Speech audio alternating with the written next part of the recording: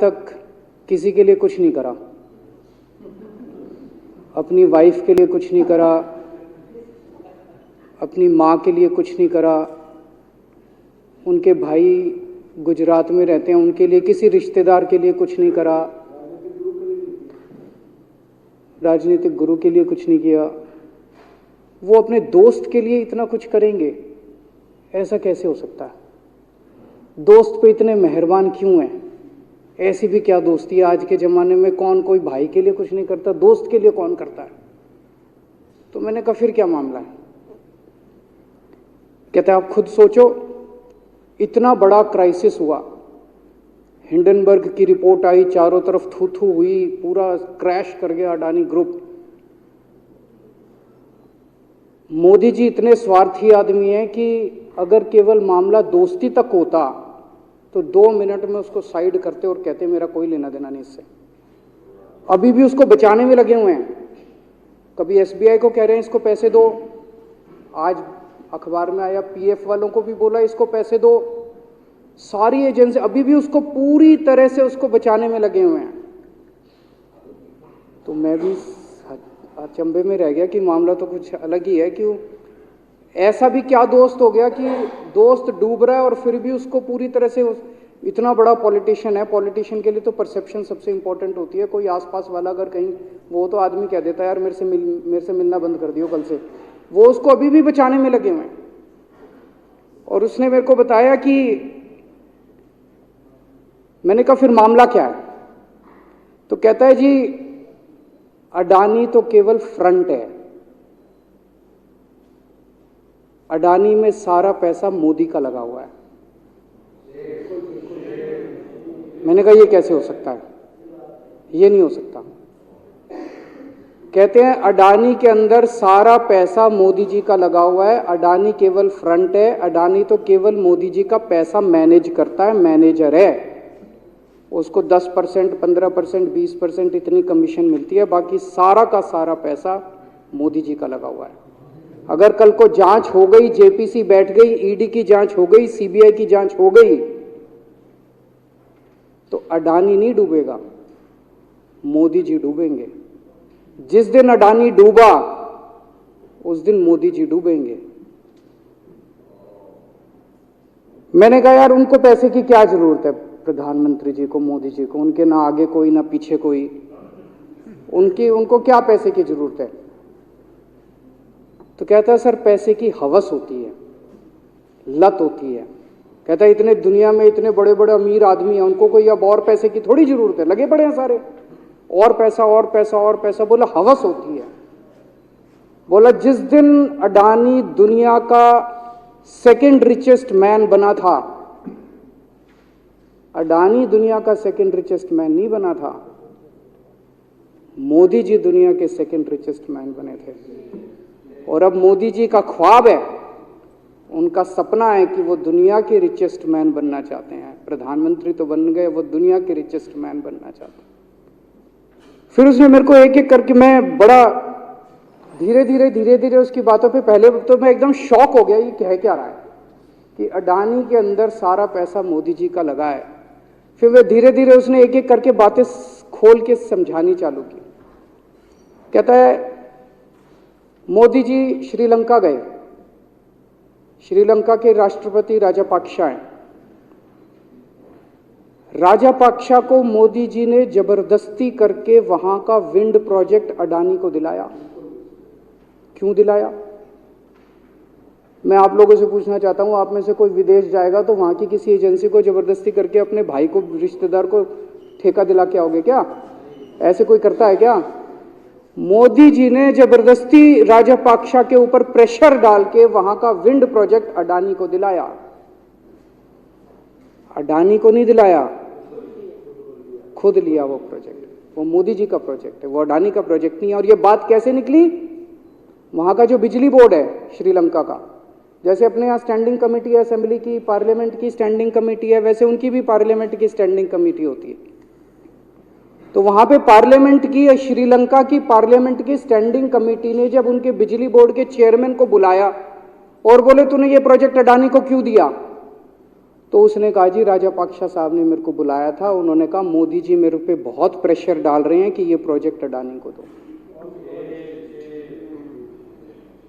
मोदी जी बांग्लादेश गए, बांग्लादेश वालों को बिजली खरीदनी थी, 1500 मेगावाट बिजली 25 साल के लिए। मोदी जी ने वो प्रोजेक्ट भी अडानी जी को दिला दिया।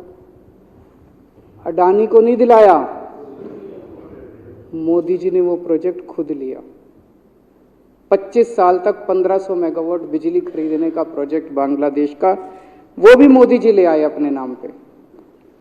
इजराइल गए, इजराइल के साथ भारत ने कई सारे रक्षा सौदे किए, रक्षा सौदे, वो सारे के सारे रक्षा सौदे अडानी को दे दिए। अडानी को नहीं दिए, मोदी जी ने खुद लिए। अभी 2-3 साल पहले 6 एयरपोर्ट की नीलामी हुई प्राइवेटाइजेशन के लिए, सरकार ने उनकी नीलामी करी, भाई प्राइवेट प्लेयर आके लो। उसमें एक कंडीशन थी कि उसी को दिया जाएंगे ये एयरपोर्ट जिसने पहले एयरपोर्ट का काम कर रखा है।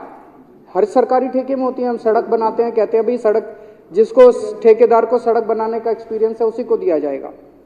हम बिल्डिंग बनाते हैं, हम कहते हैं भाई ये पानी के वाटर ट्रीटमेंट प्लांट लगाते हैं, हम कहते हैं भाई जिसने WTP वाटर ट्रीटमेंट प्लांट इतने लगा रखे हैं उसी को दिया जाएगा। हम सीवेज ट्रीटमेंट प्लांट बनाते हैं, हम कहते हैं जिसको 20 साल का एक्सपीरियंस है, 15 साल का है, उसी को। इसमें भी ये कंडीशन थी कि जिसने इतने साल तक एयरपोर्ट चलाने का काम कर रखा उसी को दिया जाएगा।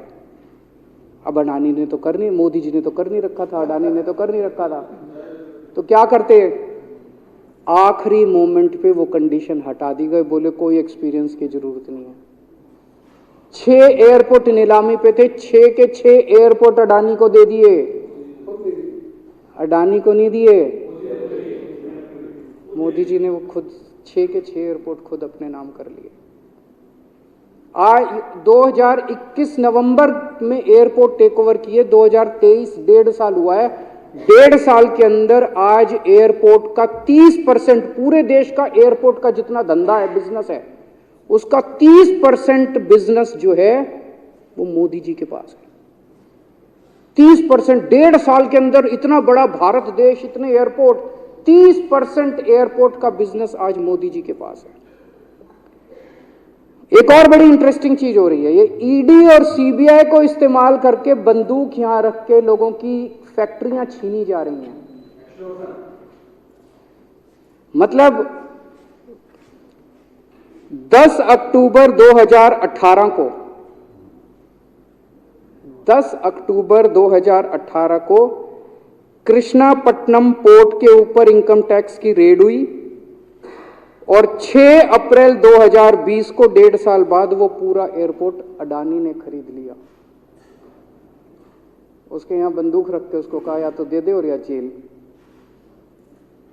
तो वो अडानी ने नहीं खरीदा, वो मोदी जी के पास चला गया कृष्णापट्टनम एयरपोर्ट।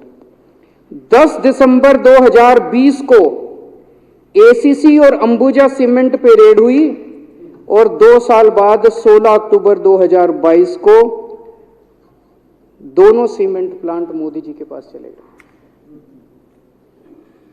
2020 जुलाई को मुंबई एयरपोर्ट का मालिक था जीवीके, उसके ऊपर सीबीआई और ईडी की रेड हुई, एफआईआर हुई और 1 महीने बाद मुंबई एयरपोर्ट जो है वो मोदी जी के पास चला गया, अडानी के पास चला गया।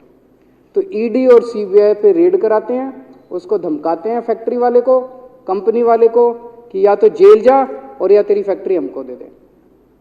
ये इधर तो सुनते थे हरियाणा की तरफ ये टुच्ची, इधर इसकी फैक्ट्री भी छीन ली, पंजाब में भी सुनते थे इसकी भी फैक्ट्री छीन ली, इसकी। पूरे देश के अंदर ये इतनी गुंडागर्दी मची पड़ी है कि ईडी की रेड करा देते हैं, सीबीआई की रेड करा देते हैं, यहां बंदूक रखते हैं और कहते हैं या तो फैक्ट्री दे दे और या जेल जा। ये क्या चल क्या रहा है इस देश के अंदर? इन्होंने अभी थोड़े दिन पहले ऑर्डर निकाला कि सारे जितने पावर प्लांट हैं, जितनी राज्य सरकारें हैं, पंजाब सरकार की, हमारी जो सरकार है, उनके पास भी ऑर्डर आया, सारी सरकारों को जितना उनका कोयले की रिक्वायरमेंट है उसमें से 10% कोयला इंपोर्टेड इस्तेमाल करना पड़ेगा। और इंपोर्ट केवल मोदी जी करते थे, अडानी करता था। तो इसका मतलब आपको 10% अपना कोयला कंपलसरी, जरूरत नहीं है आपको कोयले की, लेकिन 10% कोयला आपको अडानी से खरीदना पड़ेगा। हमारे देश का कोयला 2000 रुपये टन है, इंपोर्टेड कोयला 20,000 रुपये टन है। 10 गुना दाम के ऊपर आपको अडानी से यानी कि मोदी जी से कोयला खरीदना पड़ेगा। इन्होंने सुप्रीम कोर्ट का एक और, जब कोयला घोटाला हुआ था अपने देश के अंदर, तो सुप्रीम कोर्ट ने आदेश दिया था कि अब कोयले की खदानें किसी भी प्राइवेट वाले को नहीं दी जाएंगी, सारी खदानें सरकारें। तो इन्होंने कुछ खदानें राजस्थान सरकार को दे दी, कुछ खदानें छत्तीसगढ़ सरकार को, कुछ खदानें पंजाब सरकार को, सरकारों में बांट दी। बाकी पूरे देश में केवल राज्य सरकारों के पास खदानें हैं। केवल अडानी के केस में उन्होंने एक्सेप्शन करके अडानी को कोयले की खदानें दे दी, और उसमें भी ऑर्डर कर दिया कि 4000 कैलोरी से कम वाला कोयला जो है उसको रिजेक्टेड माल माना जाएगा, जबकि वो सबसे अच्छा कोयला माना जाता है, और वो रिजेक्टेड माल इसको फ्री में मिलता है। तो कम से कम 2800 करोड़ रुपए का कोयला हर साल फ्री में मोदी जी ले जाते हैं। 2800 करोड़ रुपए का कोयला हमारी खदानों से हर साल मोदी जी निकाल के ले जाते हैं। 2014 में, अभी जो अतिशी जी ने कहा, 2014 में अडानी जी की यानी कि मोदी जी की जायदाद 50,000 करोड़ की थी। 7 साल बाद इनकी जायदाद हो गई 11.5 लाख करोड़। मोदी जी इतना पैसा लेके कहां जाओगे? 11.5 लाख करोड़ रुपए की जायदाद, 7 साल में इतना लूट लिया आपने देश को। 2014 में 609 नंबर पे थे, अब ये सेकंड रिचेस्ट बन गए, अब रिचेस्ट बनना चाहते हैं। ये तो लेकिन कुदरत है, कुदरत तो बड़ी ताकतवर है। किसने सोचा था एक दिन हिंडनबर्ग रिपोर्ट आएगी और 24 घंटे के अंदर सारा तहस नहस हो जाएगा। 1947 से लेके 2014 तक 67 साल में भारत देश ने, सारी सरकारें जितनी आई सबने मिलके 55 लाख करोड़ रुपए का कर्जा लिया था भारत सरकार ने। 2014 से 2022 7 साल के अंदर 85 लाख करोड़ रुपए का कर्जा ले लिया, दुगने से भी ज्यादा। जितना 67 साल में लिया था उतना 7 साल में ले लिया। ये पैसा गया कहां? ये पैसा गया कहां? ये सारा इनकी जेब में गया। तो मैं जनता को कहना चाहता हूं, आप तो जीएसटी देते हो, अपने बच्चों का पेट काट के टैक्स देते हो, दूध पे, दही पे, हर चीज पे जीएसटी देते हो। वो जीएसटी का पैसा जाता है जनता की उसमें खजाने में, वहां से वो जाता है अडानी के खजाने में, और वहां से वो जाता है मोदी जी के खजाने में।